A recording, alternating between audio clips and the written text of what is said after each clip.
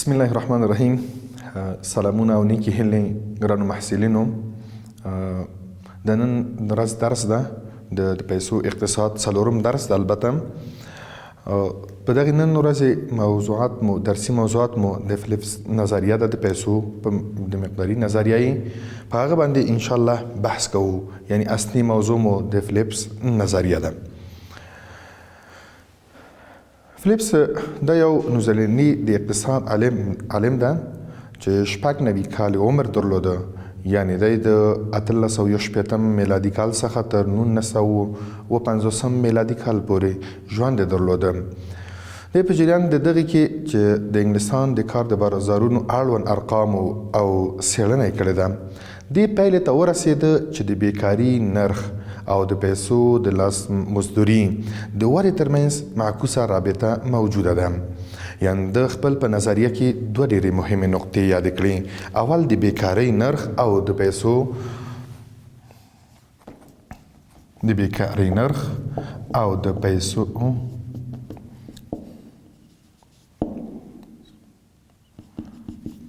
لاس مزدوري باندې دغه باندې خپل نظریه ارائه کړه او دا ویل چې دغه دواړو ترمنځ د ده او د ده ترمنځ معکوسه رابطه وجود لري. د کارګرو د مزدورۍ د پیسو نرخ لوړېدو او د بیکارۍ د نرخ ترمنځ معکوسه رابطه موجوده ده. نو د دې لپاره چې د فلیپس منحني چې د کم منحني لري دا استنباط کړو، هغه منحني د بیکارۍ او انفلاسیون ترمنځ څرګندونه کوي. یعنی دغه منحني زمونږ د انفلاسیون او د بیکارۍ او انفلاسیون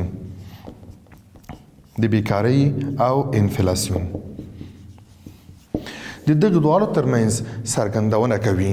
نو د دې لپاره چې په دې باندې موږ پوه شو، ضرورت ده چې موږ په دوو شیانو باندې باید پوه شو. اول دا چې یعنی په دوو شیانو باندې، اول دا چې اګریګیټ ډیمانډ مجموعي تقاضا منحني او د مجموعي عرضي منحني د دې دواړو باندې باید موږ پوه شو. د مجموعي تقاضا او د مجموعي عرضي منحني باندې پوه شو. موږ کولی شو چې د دې دواړو منحنیګانو په استفادې سره د دغه نظریه ارائه کړو. محصلینو پوهیږئ چې په اقتصاد کې د تولیداتو د قیمتونو د تعادل کچه په هغه ځای کې مشخص کیږي چې په کوم ځای کې یې دغه دواړه اګریګیټ ډیمانډ او اګریګیټ سپلای یعنی مجموعي تقاضا دا مساوي د مجموعي عرضې سره وي. نو په اقتصاد کې تولیداتو د قیمتونو تعادل په دغه دواړو کې ده. یعنی کله چې مجموعي تقاضا مو له مجموعي عرضې سره مساوي وي. لکه څنګه چې پوهیږئ چې مجموعي تولیداتو او د قیمتونو کچې ترمنځ یو حیاتي اړیکه وجود لري. د دې دواړو ترمنځ یو حیاتي اړیکه وجود لري. او همدارنګه د استخدام او د تولیداتو کچې ترمنځ چې موږ استخدام کوو، استخدام او تولیدات، د دې دواړو ترمنځ یو حیاتي اړیکه وجود لري. نو د دغه شان اړیکو سره موږ کولی شو چې د قیمتونو د کچې بدلون نرخ سره یې استخدام او د بیکارۍ ترمنځ اړیکې مطالعه کړو. د دې په خاطر باندې چې د فلیپس نظریه په ښه توګه باندې موږ ارائه کړو، ځکه د اقتصاد پراختیا د بازار د ګرمېدو پر مهال کارګرانو ته اړتیا ډېرېږي. څومره چې بازار کې په هر اندازه چې کارګر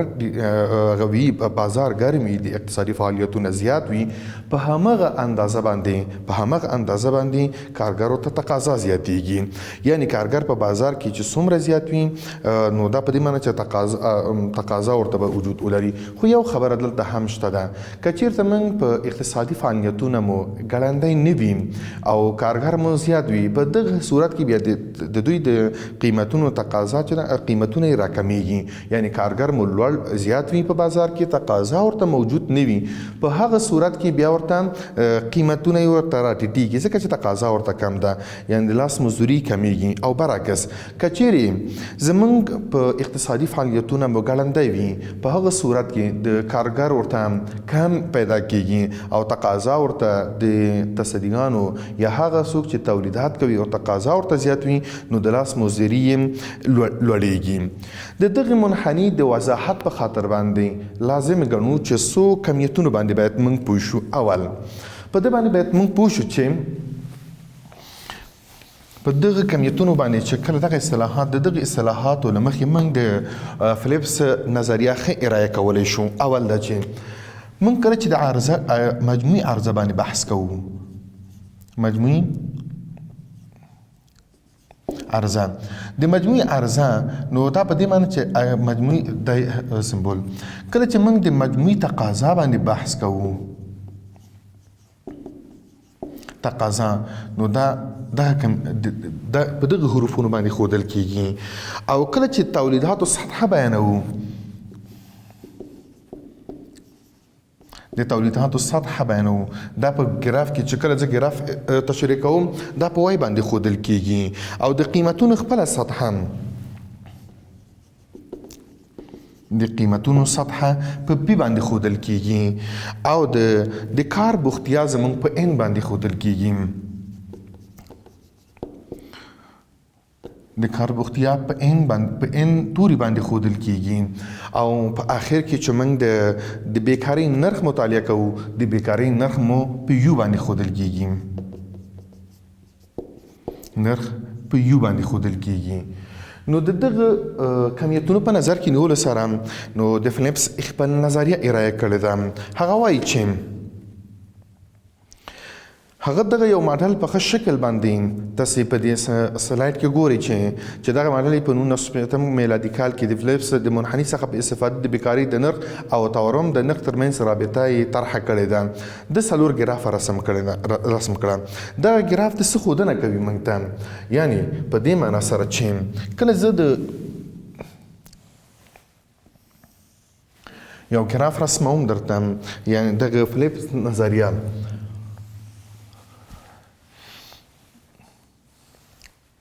محصلینو نو لږ ورته متوجه اوسئ د ګراف د رسمېدو لپاره.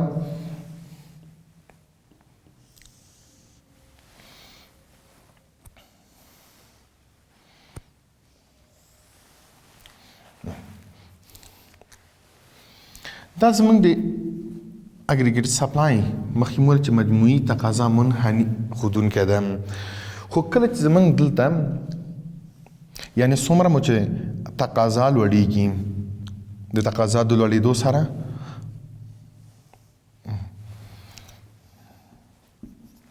څومره مو چې تقاضا په فکر کوم چې په دې ځای کې د پی قیمت مو ده، دا تقاضا مو چې څومره لوړېږي ورته او دا زموږ د اګریګیټ ډیمانډ منحنیګانې دي، یو دوه او دا یې هم دریم ځل لپاره. د منحني په کتو سره کله چې زه دا منحني رسموم زمونږ په دې ګراف کې په دې شکل باندې دا ګراف زمونږ د هم د قیمتونو چې مخکې مو اشاره ورته وکړه د قیمتونو او د بیکارۍ د نرخ رابطه دلته موږ ته ښودونکی ده چې دا څومره لري. د فلیپس منحني ده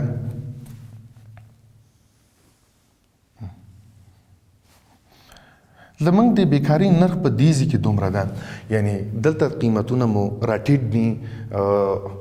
بیکارۍ نرخ مو په هغه حالت ده ځکه چې ورته تقاضا نشته ده. موږ مخکې ویل چې د اقتصادي فعالیتونو ګړندیتوب پورې اړه لري، څومره اقتصادي فعالیتونه مو چې لوړ وي په هماغه اندازه باندې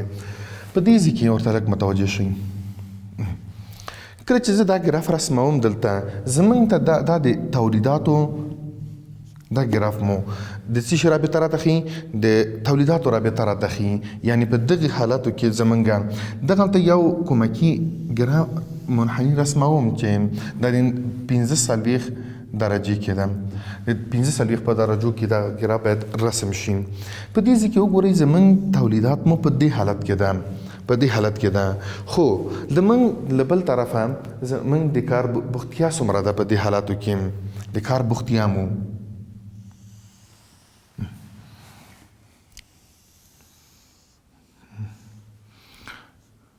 یک د کار بوختیا مو په دې حالت دومره ده ځکه چې د کار بوختیا زموږ د تولیداتو پورې اړه لري یعنې څومره چې موږ تولیداتو ګړندوي په هغه اندازه باندې زموږ کار بوختیا هغه کېږي کله چې تقاضا زموږ دې ته لوړ شو نو معلومه خبره ده چې زموږ قیمتونه هم پورته ځي ورته د ګراف په کتو سره دلته وګورئ زموږ تولیدات مو تقاضا مو څومره ده یعنې په دې معنی چې دلته تولیدات مو لوړه شوه او زموږ د تولیدات مو د وای یک څخه وای دوه ته منتقل کیږي او کله چې د تولیدات مو د وای یک څخه د وای دوه ته هغه کیږي په عین اندازه باندې زموږ دلته هم زیاتیږي یعنی زموږ د کار بوختیا زیاتیږي له بل طرفه ده هم مخکې مو د بیکاري نرخ مو ډیر زیات و نو د بیکاري نرخ مو له دې نه وای یو نه وای دوه ته راغی خو د دې ترڅنګ مو قیمتونه هم پورته ځي ورته قیمتونه پورته ځي په دریم حالاتو کې وګورئ ورته بیا هم دلته د پی3 ته ورسېده تقاضا مو په دې حالت کې د تولیداتو کچه مو نور هم زیاتیږي ځکه چې تقاضا ورته زیاتیږي د وای دوه څخه وای درې ته منتقل کیږي او په عین شکل په دې حالاتو کې د کار بوختیا مو د ان دوه څخه تر ان درې پورې استخدام سطحه لوړیږي او په دې ځای کې هم په عین شکل باندې د بیکاري نرخ مو د مخکې مو د وای یک څخه یو 1 څخه د یو 2 ته راغی او په دریم حالت کې د یو 3 ته راغی نو معلومیږي چې زمونږ چې څومره متقاضا لوړیږي ورته په همغه اندازه زموږ د قیمتونو سطحه ورسره لوړیږي دلته زموږ د کار بوختیا زیاتیږي له بل طرفه مو د نرخ د کمیږي په عین نو اصلا زموږ د دغه قیمتونو او دغه ترمنځ دغه د انفلاسیون د قیمتونو لوړوالی او د بیکاري نرخ دا د فلیپس نظریه په دغه حالاتو کې ده چې دلته په مکمل ډول تاسو ته تشریح کړم یعنی ویلی شو چې څومره مو یو څه درته ووایم چې په هر اندازه مو چې زموږ اګریګیټ ډیمانډ لوړیږي په هر اندازه چې زموږ اګریګیټ ډیمانډ یعنی مجموعي تقاضا مو لوړیږي په همغه اندازه زموږ دلته قیمتونه هم لوړیږي قیمتونه مو لوړیږي له بل طرف چې قیمتونه دلته زموږ تولیداتو کچه مو هم لوړیږي د تولیداتو کچه مو هم لوړیږي او چې په نتیجه کې مو د ټولو حالاتو په نتیجه کې زمونږ د کار بوختیا لوړیږي او له بل طرفه مهمه خبره مو چې دا ده چې د بیکاري نرخ ده د بیکاري نرخ سطحه یعنی څومره مو چې زیات درلودل اوس راکمیږي برعکس د همدې په شکل باندې چې تقاضا مو کمیږي بیا دا یو معکوس حالت هم درلودونکی ده د په 1960 کال میلادي کال د فلیپس د منحني څخه په استفادې د بیکاري د نرخ او تورم د نرخ ترمنځ رابطه مطرح کړه چې په دې ترتیب سره چې د منحني ټولنیز عرضه مو چې مخکې مو په اس باندې وښودم په سعودي اقتصاد کې وي ټولنیز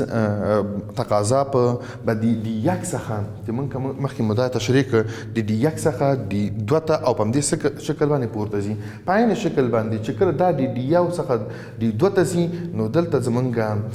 د تولیداتو سطحه د وای یک څخه وای دوه ته ځي او دا په همدې شکل وای درې ته ځي په عین شکل باندې چې دلته دا پورته ځي نو زمونږ دلته د کار بوختیا مو د ان یو څخه ان دوه ته ځي او د ان درې ته ځي په همدې شکل باندې له بل طرفه مهم خبره مو دلته دا ده چې د بیکاري نرخ مو د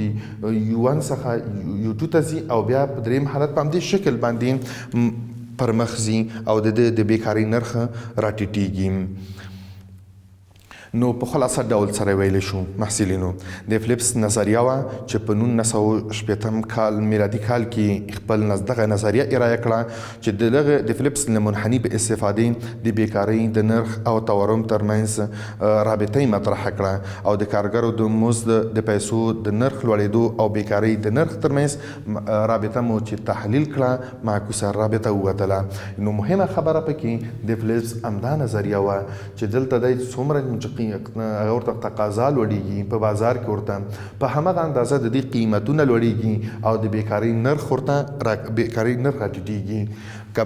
معکوس حالت ووایو که چېرته تقاضا هم ورته کمه شي په بازار کې قیمتونه د دې هم راټیټیږي او د بیکارۍ نرخ مو له یو حالت نه دویم حالت ته یا مخ په لوړېدو کېږي. نو دا زموږ د نن ورځې درس مو